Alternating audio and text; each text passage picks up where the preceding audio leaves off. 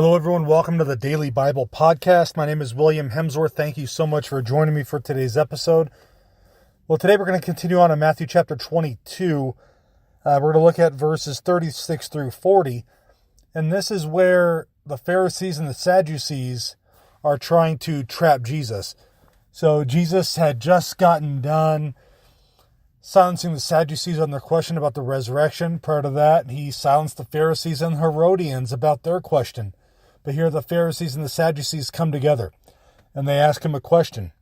And that's where today's verses start. So again, it's Matthew chapter 22, verses 36 through 40, which say, and this is the Pharisees speaking right now, "Teacher, which is the greatest commandment in the law?"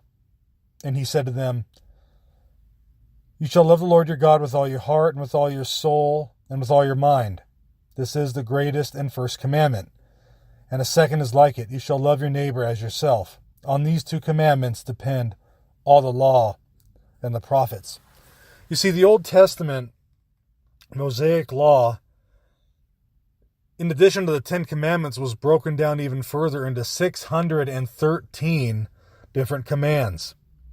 Here Jesus sums them up into two things: love God and love your neighbor. Love God and love your neighbor. These two things summarize the spirit of the Old Testament, which is what Jesus calls the law and the prophets. When he says that in the Bible, in the New Testament, he's talking about the Old Testaments. Loving God and loving your neighbor summarizes the whole thing.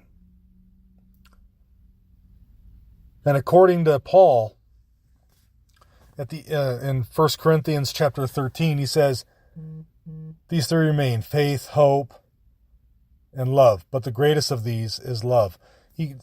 Paul calls this the greatest theological virtue. That's what Jesus is calling us to, because that fulfills the moral law of God. So how are we living that command, to love God and to love our neighbor? You see, it's really easy to love someone who treats us well. It's a whole other ball game to love someone who doesn't treat us nicely. Now, that doesn't mean that we're to be passive and let someone walk over us, but it does mean to respect them, to show them the love of God, and to do what's right at all times and not wish malice on them. Are we doing those things?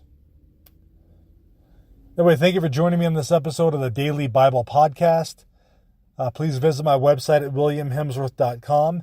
Have a very blessed Lent. God bless you all.